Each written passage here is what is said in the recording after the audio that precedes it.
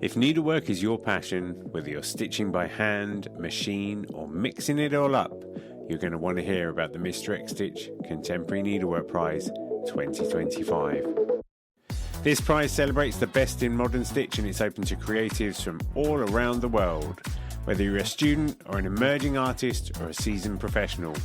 And the best part, you don't have to send your work anywhere. Just upload high-resolution images to a private folder we will send you after you enter.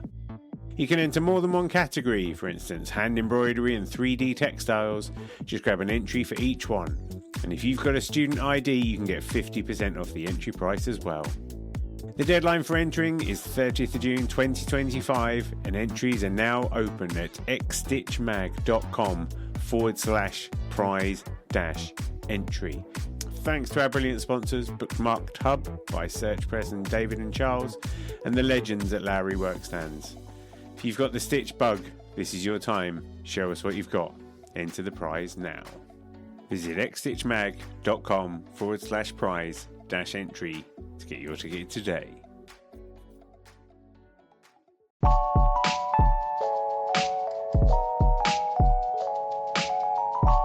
Welcome to NeedleXChange, conversations on the art of thread.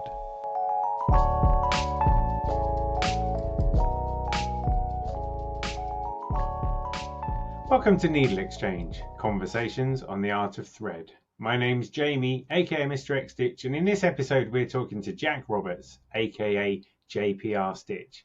Jack's an academic, he's an abstract artist, and in this conversation we cover all kinds of topics, including letting your creative path flow, how Jack learnt all the rules so that he could ignore all the rules, what is art anyway, and all kinds of topics in between. It's a great chat with a man whose work is absolutely beautiful. Enjoy the show.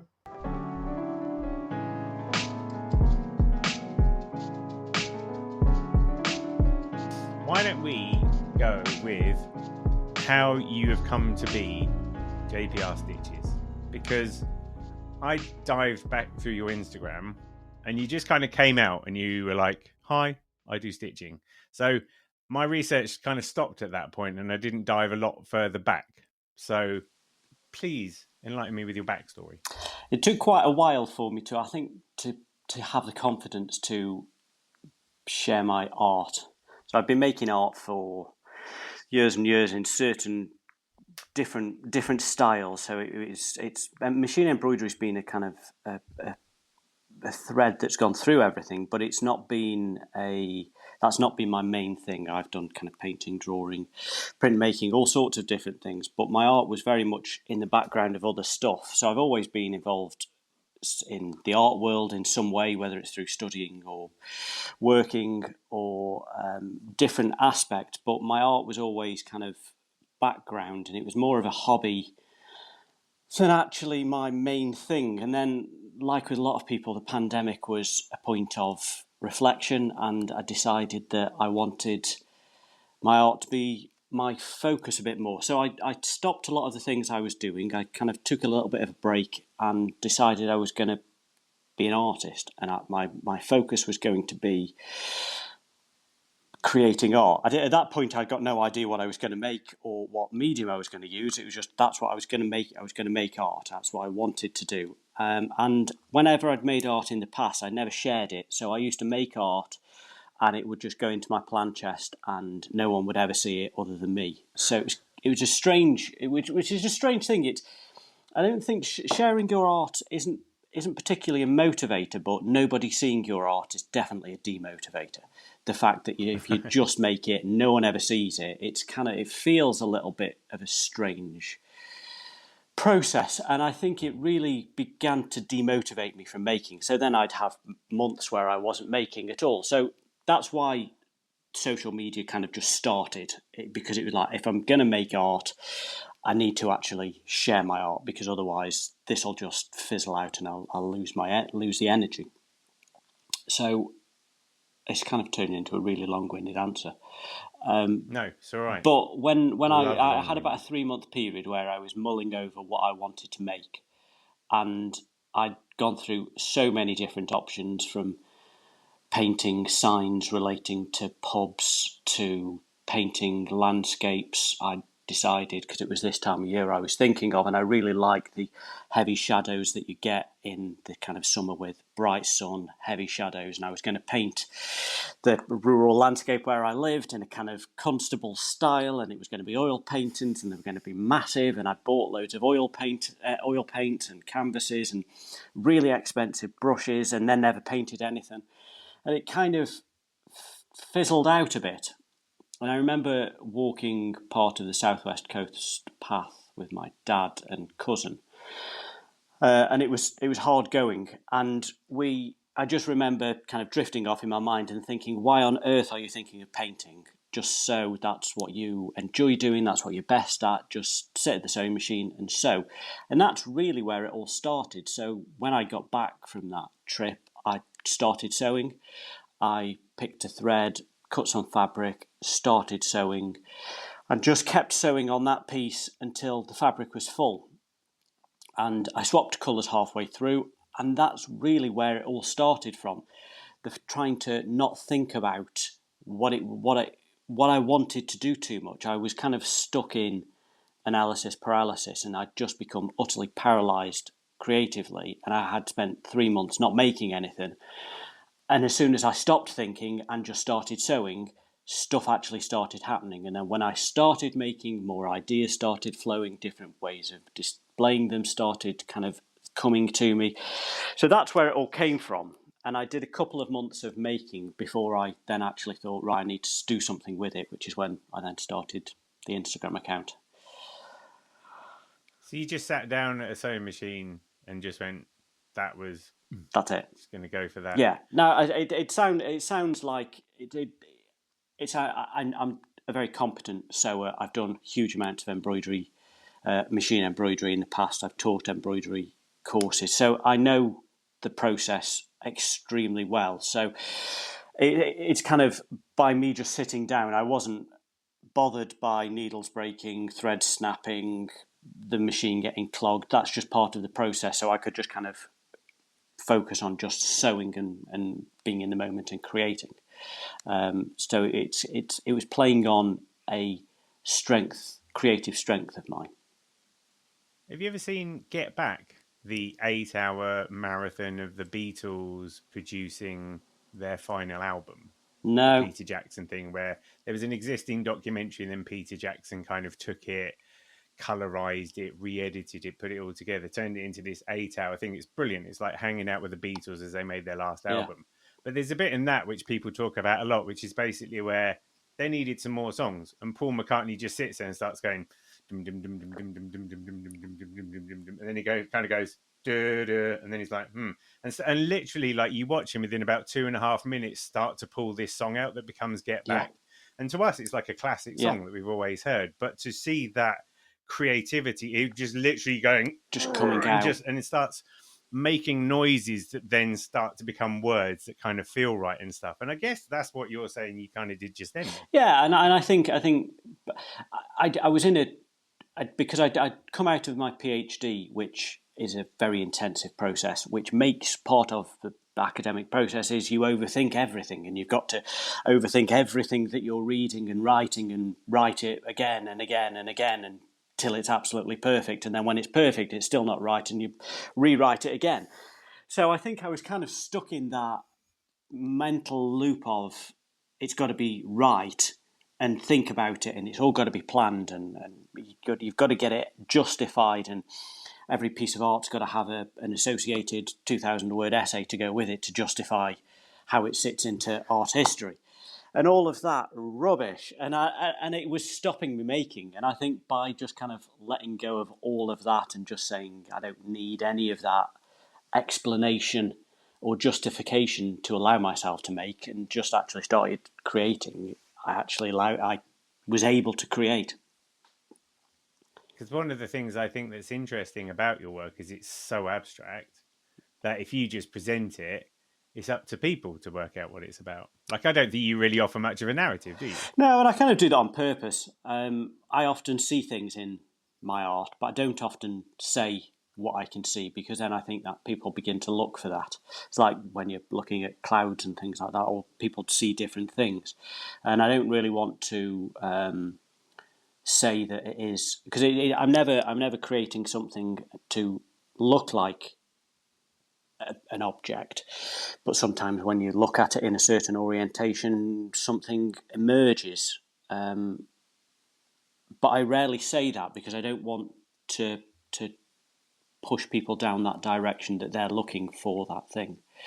But interestingly, when I started my website to sell the pieces, I put when people were buying them, I said, which orientation do you want them in? Because for me it is utterly subjective, and they can go in any way. You can have them upside down, and the interesting thing that no one's ever asked for it in a different way than I've already mounted it, which I think is perhaps that they are happy with my choice. But I think it's an interesting one that I thought people would perhaps want to take it on themselves to find the position that suits them, rather than the position that suited me, if that makes sense. Like they take a nod from you because you've put it that way in the first place, and that gives them permission. So. Yeah. Like if they'd have found them on a pile on the floor, and then they'd had to work it out for themselves, then I guess it'd be something different. Bit, isn't it? Yeah, absolutely. And I do switch them around. Do you think they're worried that they would upset you? Well, I don't mind at all, to be honest. I don't mind whichever way. There's some pieces that I think have a certain look better in certain orientations than others, but I think certainly when you combine more than one piece and have two or three together, switching them around changes the feel of the group massively.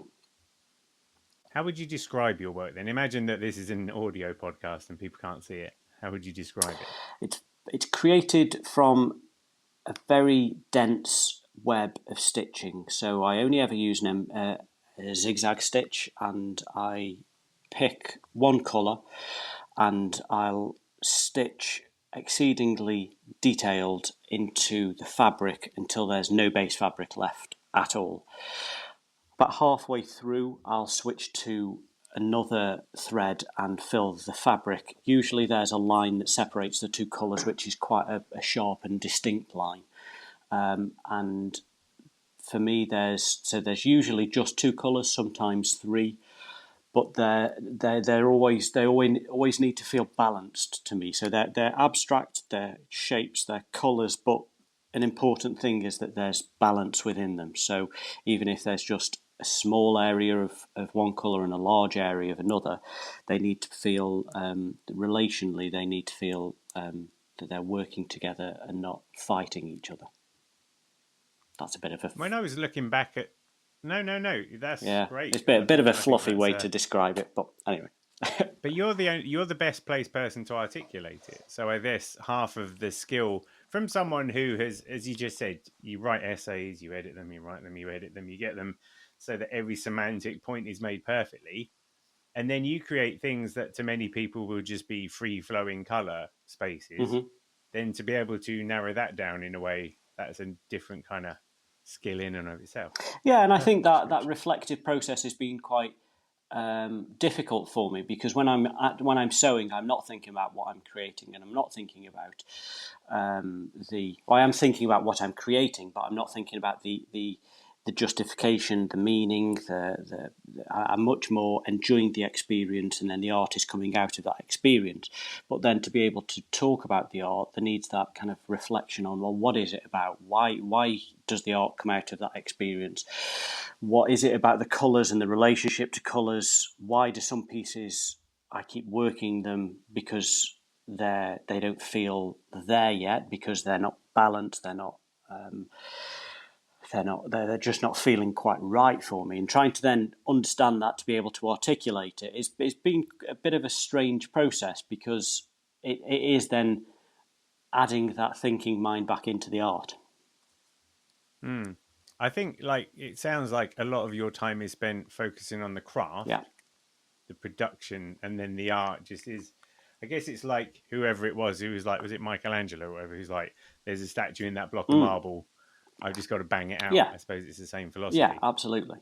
And then when it's done, actually being able to reflect on it is I still think that, I think it's part of the process, and I don't think it's quite finished until I have reflected on it. but I think there are a number of tools that I've built into my practice which help me to reflect. So printmaking has become quite a reflective process. Instagram is a reflective process because I'm making videos about the art, I'm writing about the art, I'm hearing what other people are saying about the art, so I'm revisiting and reflecting on it. So I think that those added parts of my practice help me understand the core aspect of my art, this embroidery. Because that's interesting then, because one of the observations I made a while ago was that your videos are carefully produced.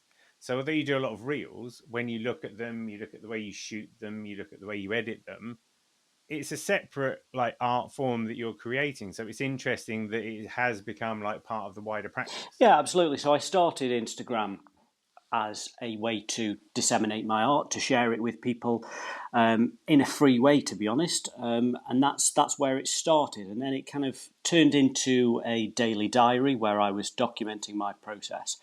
But I feel like now although it's still a diary and it does kind of document what I'm doing on a daily basis, it's much more creating it is a part of my art. It's almost like a video art that is, it's another way that people can experience my art. So it is in itself part of the whole wider practice.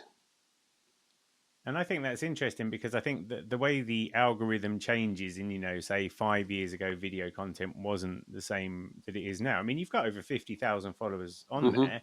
You've been able to use the traction that I think Instagram gives to videos and reels. Yeah. And obviously that's had a successful impact on your growth. But some people, like I can't be bothered. So I don't try and follow whatever TikTok memes and all those sorts of things. To me, it's a bolt on. And what I admire about the way you've done it is it almost feels like as you're making the piece, you're making the video. Yeah. Like the two things are like running in concert. It doesn't feel like a chore at all.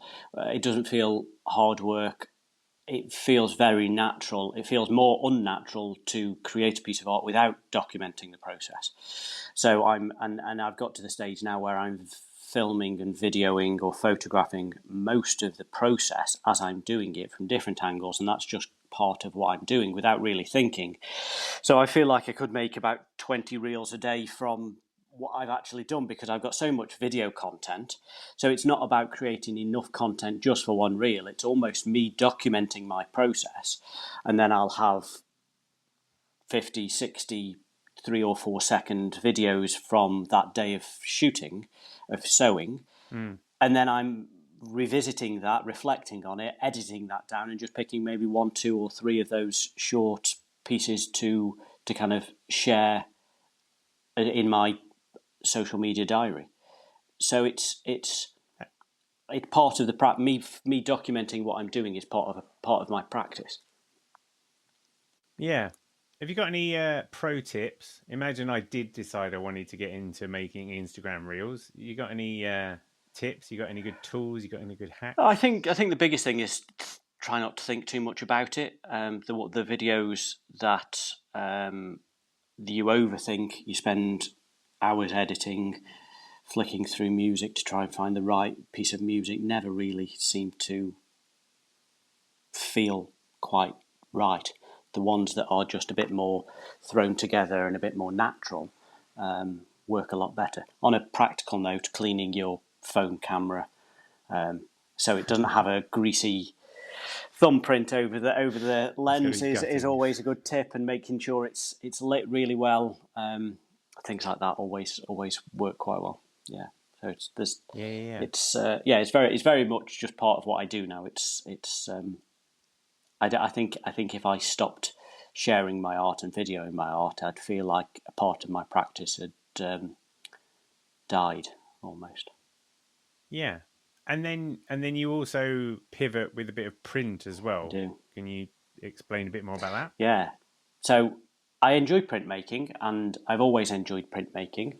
And when I was creating my own pieces last year, I was finding that I was getting a number of inquiries from people, and the price point of my stitchings was a bit more than they could afford. So they were looking, oh, have you got anything cheaper? So that was kind of where the idea came from. But it then changed into something totally different, that I could have just photographed a stitching, had that printed off on some nice paper and signed it, which is what a lot of artists do, and they're very successful and popular with that. For me, that felt a little bit too doing it for commercial reasons rather than making an art form out of it. So I wanted to create a piece of art. I wanted to create the print as a piece of art, so it was made by my hands. So I bought a printing press and started experimenting with different ways of working. I had a go at trying to replicate the stitch pattern in lino. I did it as a dry point etching. I tried some woodblock prints, tried it screen printing, and none of them, they created quite nice textures and patterns, but none of them really felt authentic to what I was trying to produce. I wanted to replicate my stitching as a print. So then I actually decided to ink up an old stitching that I'd got. So I got the actual stitching and rolled some ink over it and then put that through the printing press, and that worked so well. It took a little bit of once I found that, it took a bit of experimenting to work out how to harden the fabric and the stitch so that it was durable to be able to create a run of prints and so that the fabric didn't get clogged. But they've almost become a reflective tool where I'm revisiting the stitchings to find out what's important about them. So the first prints I did, I used colour, and then the second ones I didn't use colour in the prints, and I just did a blind embossing, so they were totally white, and it just picked up the texture, and they felt so much more important because it was almost, I see them as almost a fingerprint or a footprint on the sand, that kind of memory of the print. So it's not transferring the colour, it's almost transferring its essence into the paper. So they've so it started as a way of adding a different product line, to be honest, in quite a blunt way, but then it's turned into not that at all, and it's just a totally different aspect of my practice, which allows me to do something different. So I'm not sitting at the sewing machine and sewing, but I'm working with the stitchings, and I'm trying to work out how to translate the stitchings into a paper-based piece, and then it's looking at what's important. Is colour important? Is the two areas of the one area of stitch and one area not stitch, is that important? Is it the texture? Is the border important? So it's changed the process because I'm now much more able. It's almost me analysing my stitchings to find out what actually is important about it. And I when I first started, I thought colour was really important. I think colour is less important now. I think colour it makes them vibrant pieces, but I think for me it's the texture and the web of stitch and the layering of one area next to the other, which is much more what my art is about. And when you create these imprints and these pieces that are the reflections of the stitches, are you able to discern the two different areas, or is that part of the evolution? It's not easy, and that's been part of the process because I did the first print run I did was two colours, so that was easy to see with the two areas because one area was red and one area was yellow, so it was easy to see. But there was that texture of the stitch running through both areas. When I took the colour away, you kind of lost the two areas, and it just became a print of plain stitch running through the piece, which lost part of it wasn't as an interesting piece of art as it would be with two areas. So then I've played around with different processes, and I found that if I stitch half of the fabric and leave half of the fabric unstitched, the unstitched area of the fabric will still emboss onto the paper, and it creates that two-tone style within the print.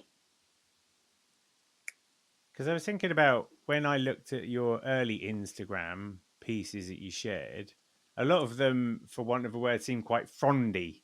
Like your shapes, they were like sort of leaf forms and quite narrow. And it feels like over time your pieces have become simpler but bolder, and the shapes have become bigger. And I was wondering about that evolution, but then from what you're saying now about this other implication of it, maybe it's a nod in that direction because you're trying to make the language simpler, so the language works in different media. Yeah, and I think it's very much my mood as well when I'm sewing. I feel like when I sew, the shapes and patterns that come out reflect the experience that I'm feeling. So if I'm feeling a bit more stressed and anxious, they go a bit more all over the place and a bit more lumpy, and the lines are less smooth. Whereas if I'm very calm and very at ease, they become very, very freeform and quite simple shapes. And I wonder whether the evolution is almost me becoming a bit more at ease with my practice as an artist. That when I was starting, I was a bit unsure of what I was doing, and it didn't feel quite natural, but I was keeping going. So they were a bit more all over the place and a bit more wiggly. Whereas as I'm becoming a bit more comfortable with what I'm doing, they're becoming a bit smoother. And then so I've been working on a series at the minute where I'm using thread that's running out, and they're becoming a bit more wobbly again. The lines are all over the place, and I wonder again, is that because I'm not so comfortable with the process, because I'm less in control of when the thread will run out. So before I would just keep sewing and I would have so much thread that I would never run out, whereas with these ones it runs out when it runs out, and then I haven't really got any more of that colour to infill that area with. Is that like when your mobile phone's on 10%? Yeah. Everything's a bit more just a little bit of anxiety kind of in the process. That's an interesting tension to put into the work, though, isn't it? Because like you say, it's almost like at the start you're proving a point, and it's almost like when someone's doing a performance where they're going to do the same thing over and over again. I'm sure when they first start, they're really in the role, really like this, and then after a while they find their pattern within it, and I guess that's what you're speaking to. So now you're throwing your own obstacles away. To see what that does, because I think I don't want to be in a position where I'm just churning out the same thing day in, day out. I've got a set process and a set style, and I like working within those parameters. But then within that, I think it's good to kind of just follow the process. And this new series that I'm working on at the minute came out of me thinking I'd got two reels of thread that were the same colour. When I'd finished with one, I got the other one and then realised it was a slightly different shade. So it was kind of left in that almost awkward moment then of, well, what do I do? Do I sew it in that slightly different shade of yellow, or do I do something totally different? But because I'd only half filled the area, I could the options were either throw the piece away, don't use it, or do something totally different with it. And I think because I've become a bit more comfortable with my art and my practice, I felt that I could just kind of experiment with it. Whereas I think if that had have happened at the beginning of me starting, I would have just put that in a box it would never have come back out. I want to spin back to when Jack was a lad, because the thing is we've over the conversation, like we've talked about you being an artist, but you casually dropped in that you've done a PhD, and you casually dropped in that you've pretty much tried every artistic medium under the sun. So I want to find out a bit more about that, because I think it's really interesting. I want to find out about later on about you being an artist and how that works as a living, but it would be interesting to find out how you came to be that guy in the first place. So can you tell me a bit more? Yeah, so I think as a teenager, I found being creative quite uncomfortable, and I never really got on with it. I enjoyed the idea of art, but I didn't particularly enjoy the idea of making, and I found that a bit uneasy. I went to college and started doing and focused on art a lot more, and I was... Have you got a particularly artistic family? No, not at all. No one in my... I mean, they're all creative in different ways. So my grandfather on my dad's side was a kind of a painter and decorator, but more than painter and decorator, he was kind of doing marble work and graining on a particular. So it was kind of more of a craft than just painting and decorating. And then my mum and my nan are very much crafters, enjoy knitting, crochet, cross stitch, things like that. But it's much more a pastime, a hobby, rather than a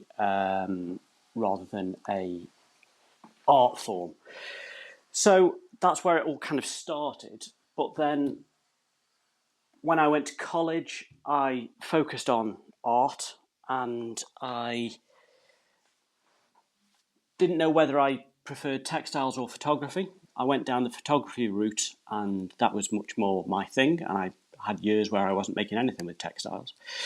But then decided that actually I preferred rather than making art, the other stuff around the art world. So the process of how exhibitions were put together, the educational side of it, the understanding of why art is valued, why art is important, why people make art and buy art, and because it's a strange thing. The whole thing is a bit Emperor's New Clothes. Why on earth do people buy art? Because it's utterly useless.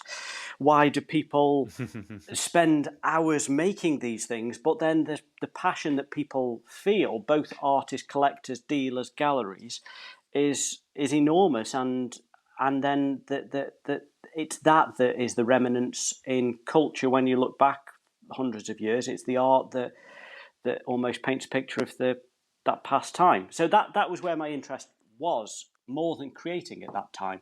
So I did a master's in arts and museum management, and at the time I was also I've had a portfolio career in the art world for the last 10-15 years, and I've done things from running workshops in creative arts, community arts, writing grants for different art organisations, writing grants for myself, lecturing at universities, lecturing at conferences on the art market. I've operated as an art dealer and still do.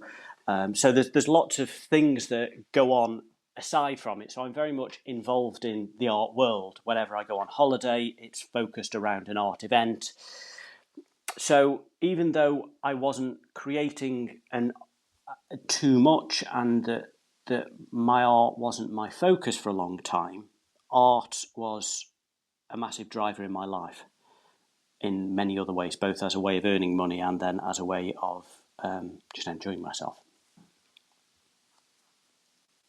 I was fascinated by, because I think we talked about this previously, about your masters and the approach you took towards curation and why people do it. What is your take on it? Let's do that. Let's go. What's your take on art and why? From an artist's point of view, and I have this very much myself, there's a creative urge. And I think the easiest way to describe it, I've never been an addict in any way, but I think it's how I would expect an addict to talk about their addiction, that there's this compulsion that builds inside you. You feel unsatisfied when you're not creating. When you create, you feel absolutely satisfied and fulfilled. You've had your fix. But then after you finish, that fix kind of diminishes, and then you need another fix. So I think there's that definitely, almost from a creative point of view, for both me, myself, and for a lot of artists, there is that compulsion, that feeling of needing to make something.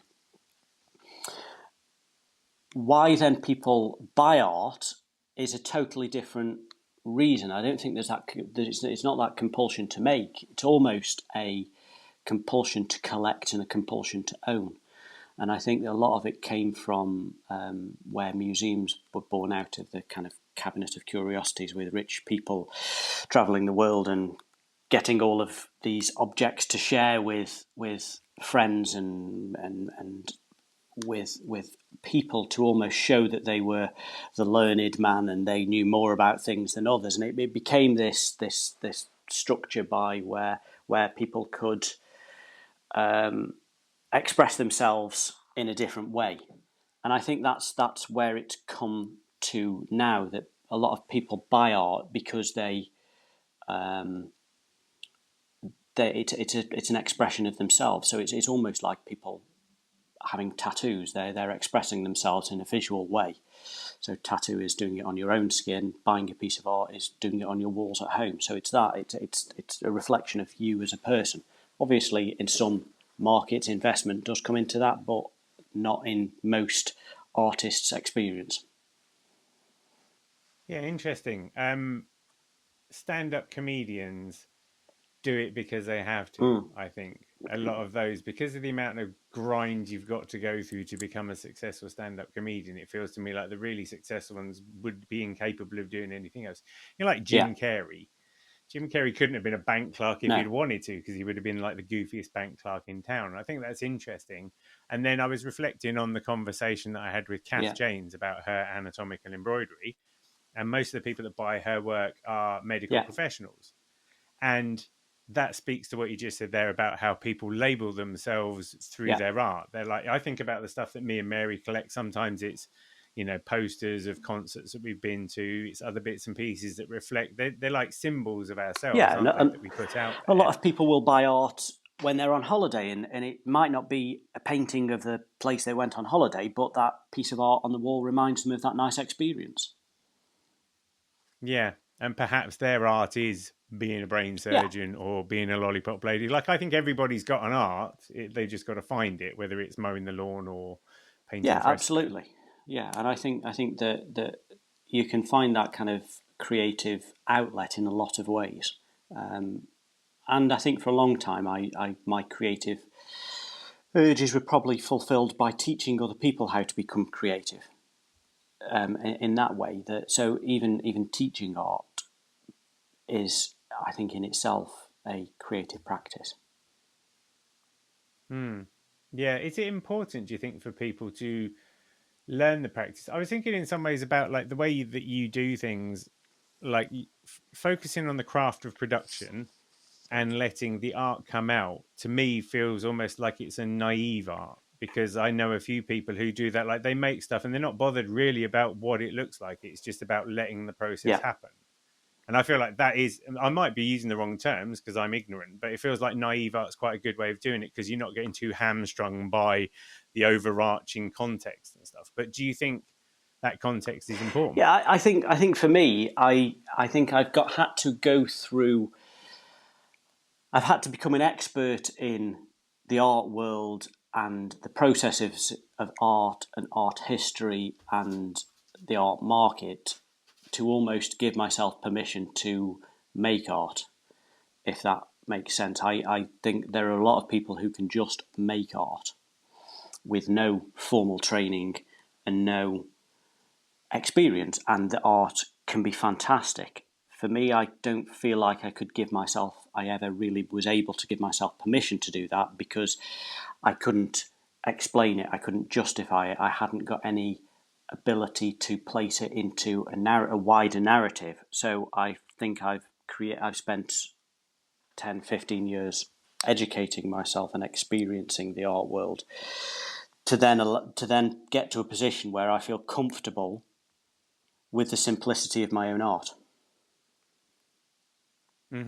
Yeah, because I think that was one of the things that maybe I said to you the first time we spoke over email, was I think that your art's simplicity is really brave, because it offers up like everything and nothing at the same time to people. So people have to draw their own conclusions from it. You're not giving people a steer. And at the same time, how you decide when a piece is done, like, nobody else can tell you when that is, really. And that's quite a bold thing and I to do. think there's different things. So the way I frame my art is different.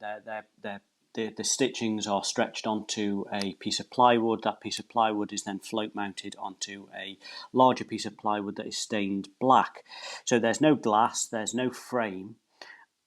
I experimented with so many different ways of displaying my art, but that was the one I kept coming back to that felt just right. And I think the fact that I'd had so much experience in the art world, I'd seen so much art, that I've researched into a lot of artists, I actually felt confident in my own decision making that if that feels right, that is the right thing for it. Whereas I think if I'd have just come at it without that experience, I would have put it in a frame in glass, because that's what you do with a piece of art.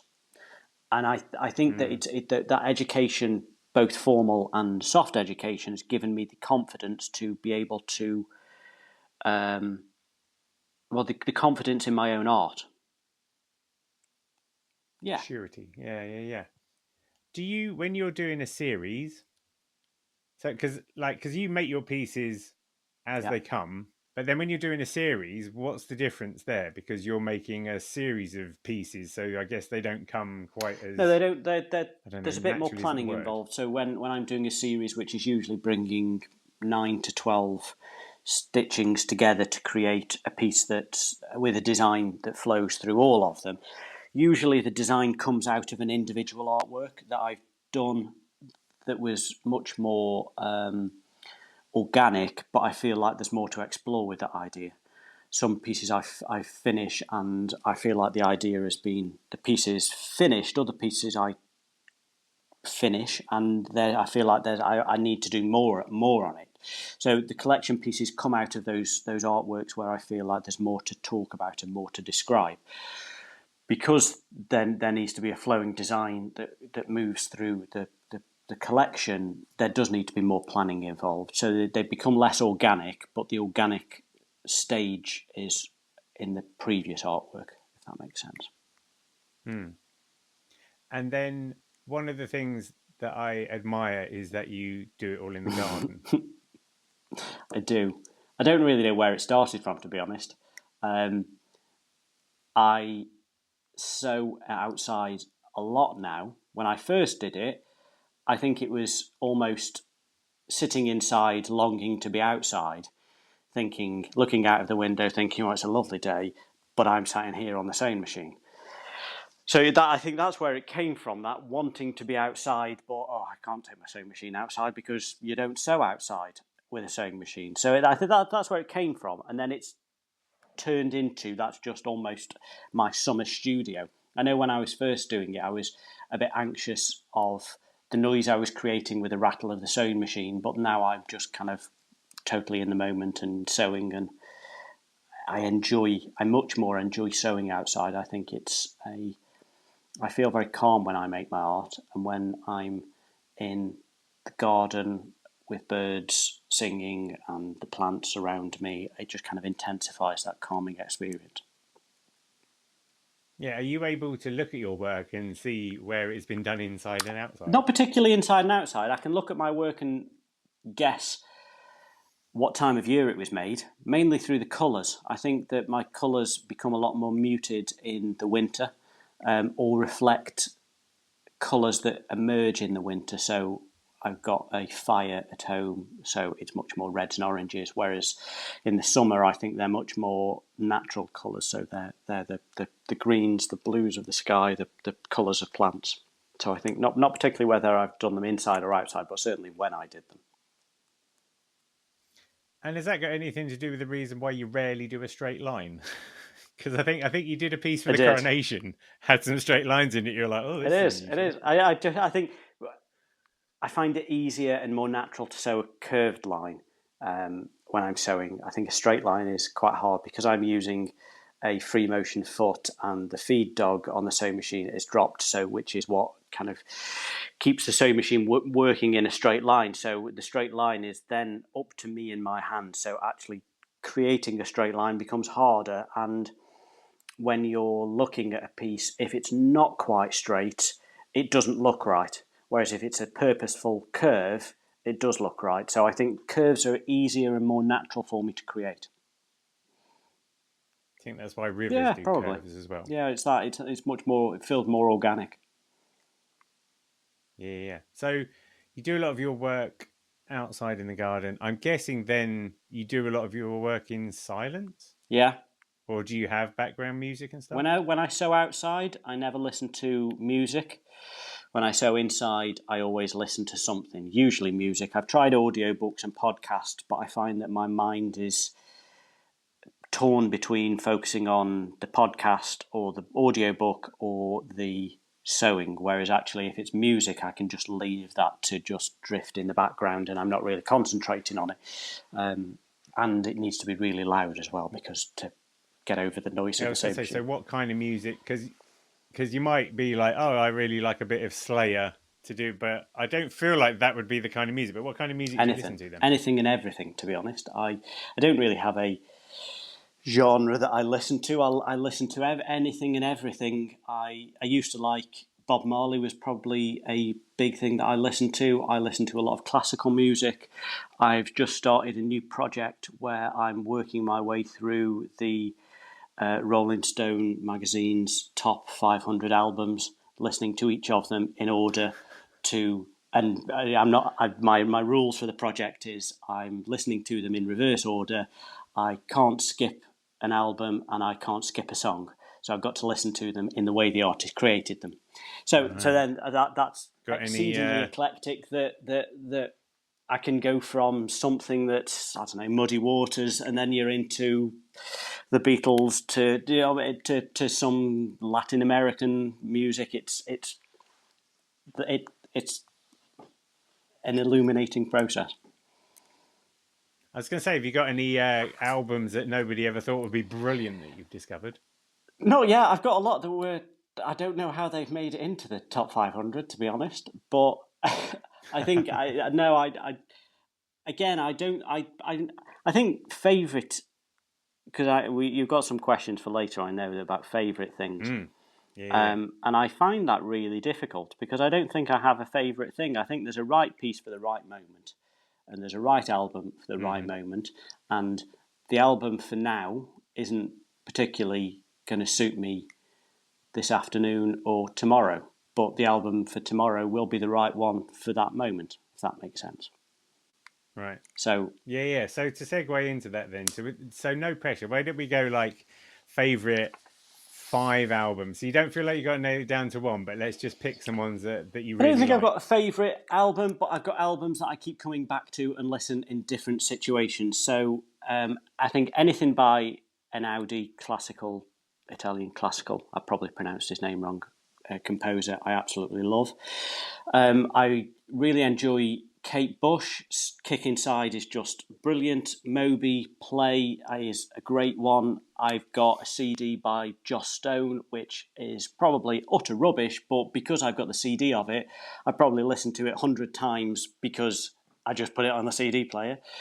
So there's all sorts of different things. One of the ones I'm listening to a lot of them in it is Little Fictions by Albo. I quite like Albo, and that album particularly, I just think is a really nicely composed album.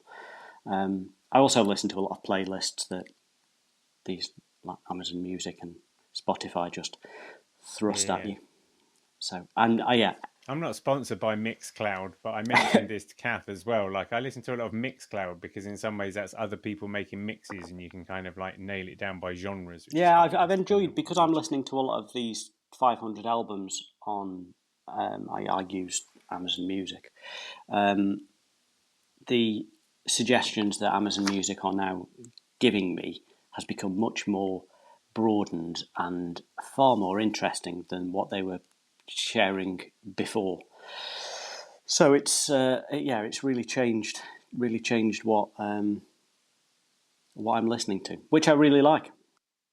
I really enjoy an album, and I think that's what I've missed when I've been listening to playlists, that you just jump from song to song and it's not really an album. And I think that for me, when as a creative you're creating a piece that works together in the way that you created it, and I think a lot of artists, musicians used to do that as well, where the album was a piece of art to be listened to in a certain order.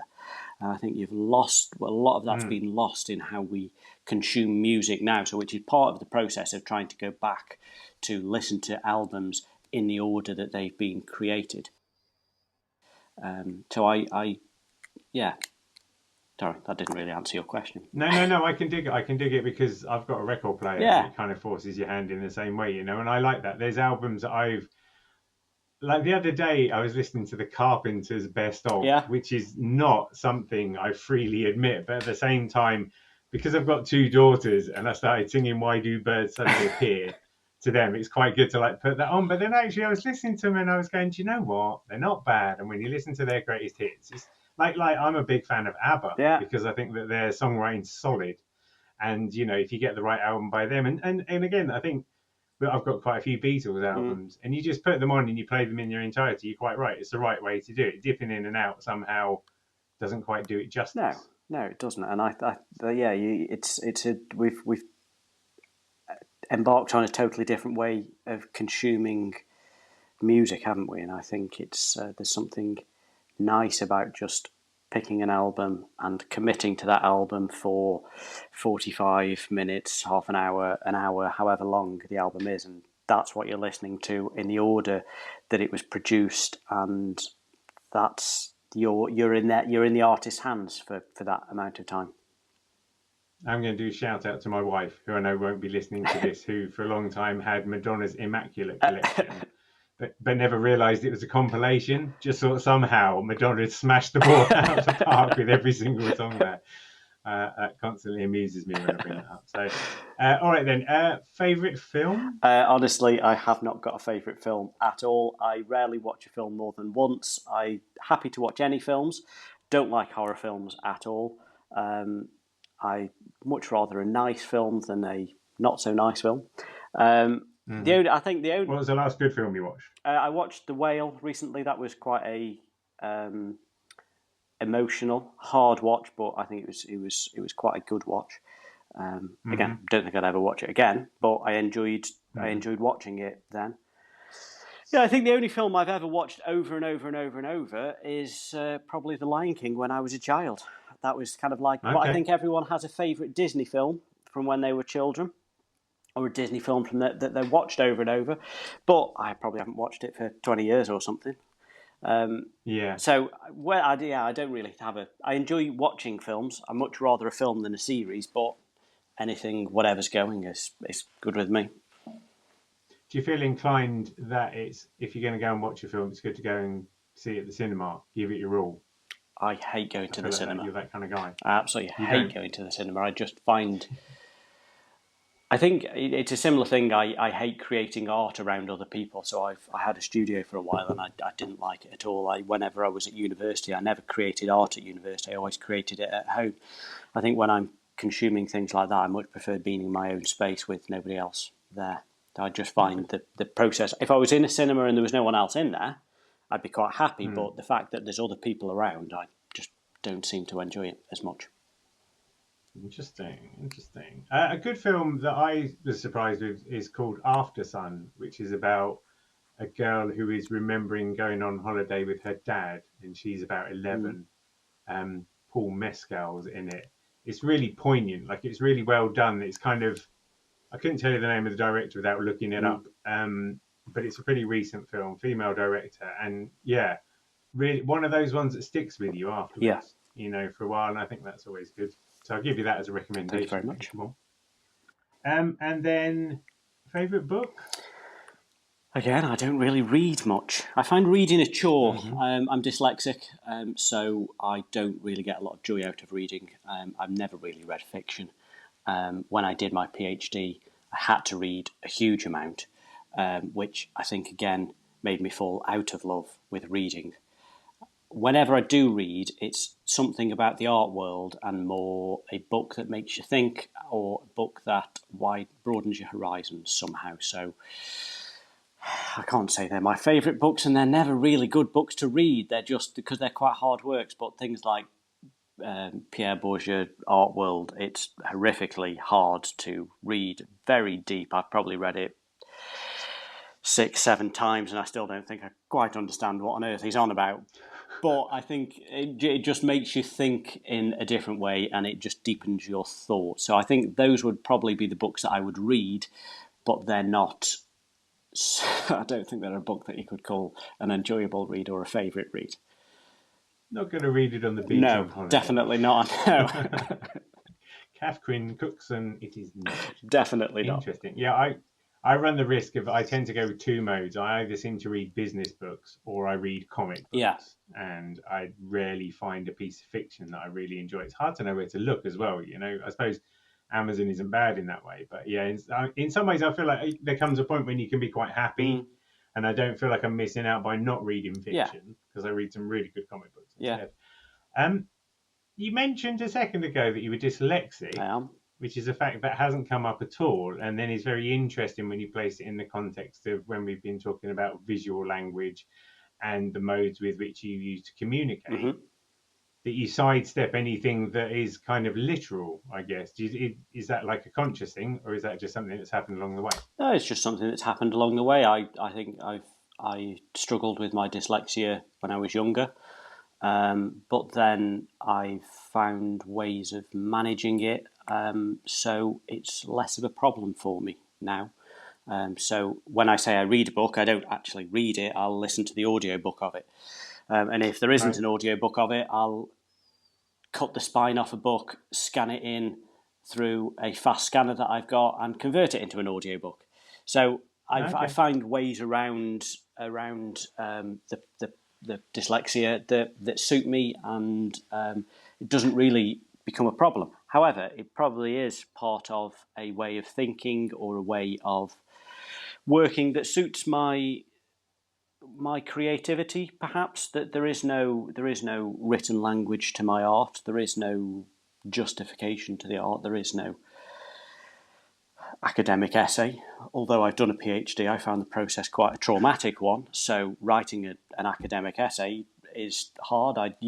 Before I was creating this stuff, I was creating art about the concept of value in the art market, and every piece was so complicated in the concepts I was trying to make, it needed a 2,000-word essay to explain it, which then I never actually wanted to write the essay to explain the art. So it always kind of like stopped at that point. So I think the fact that this art, I feel, it can be consumed without an explanation, is probably partly because of the dyslexia, and I don't enjoy that written. Although I can do it, I don't enjoy the putting a verbal language to the artworks. But what you do is you accompany it with a visual language instead. So you tell the tale of it, which is almost like an explanation, but I guess it's a different process. It is, yeah, and I think that's why videos work well for me on social media. That I know I go massively heavy into videos, but I think that's because it's not about documenting my process in a flat, still way. It's much more about telling the story of what I'm experiencing as I'm doing it, and I think that seeing how it's been made in the process and the ways my hands are moving and where I'm sitting and that type of thing, I feel that it explains my journey a little bit more than just a photograph does.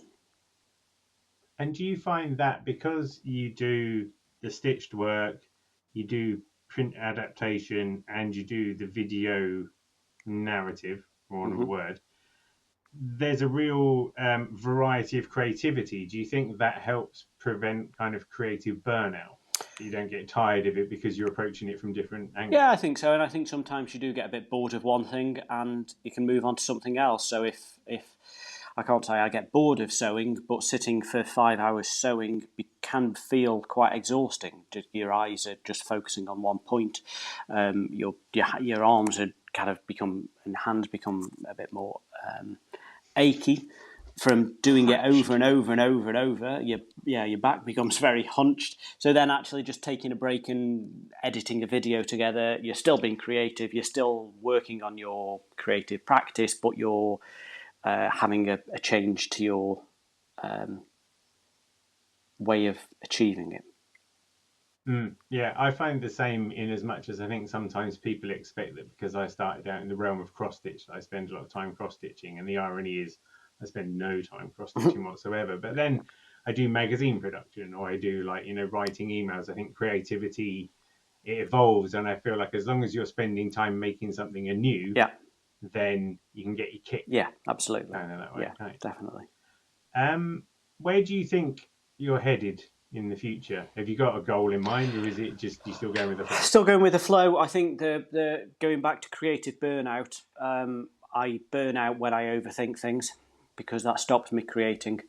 So if I overthink things about where I want to be and how I'm going to get there, and these are the steps that I need to do to get there, I end up burning out and stressing myself out about it. Whereas if I just sew, see what happens from the sewing, see how people interact from the sewing, opportunities then come from that, and it becomes much more, things emerge in a much more organic and easy way. I think whenever I force things, it never works as much. So no, I'll sew and see where I end up, I think. Just keep sewing.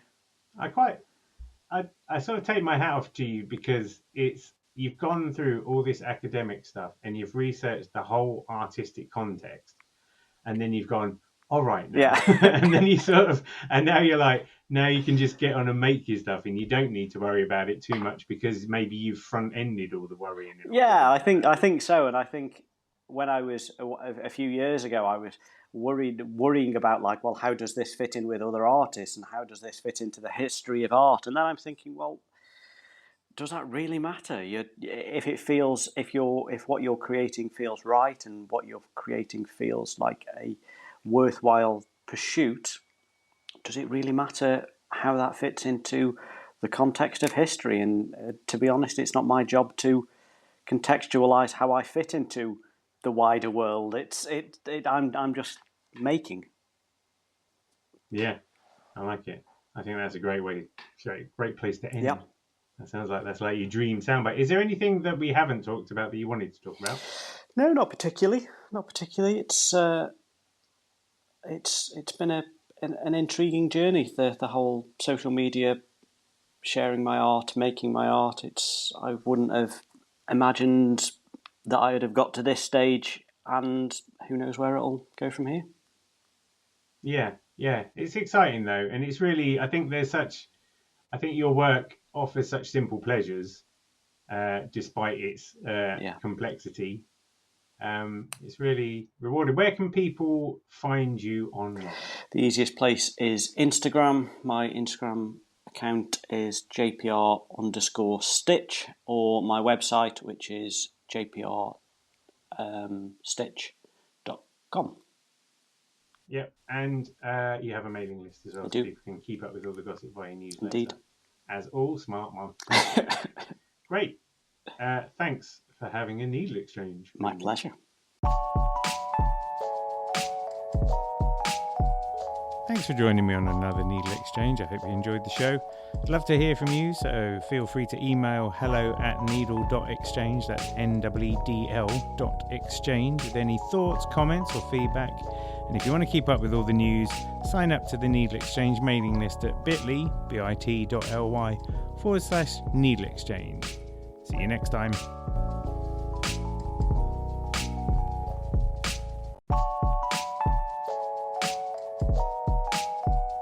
Thanks for joining me on another Needle Exchange. I hope you enjoyed the show. I'd love to hear from you, so feel free to email hello@needle.exchange, that's NEEDL.exchange, with any thoughts, comments or feedback. And if you want to keep up with all the news, sign up to the Needle Exchange mailing list at bit.ly/Needle Exchange. See you next time.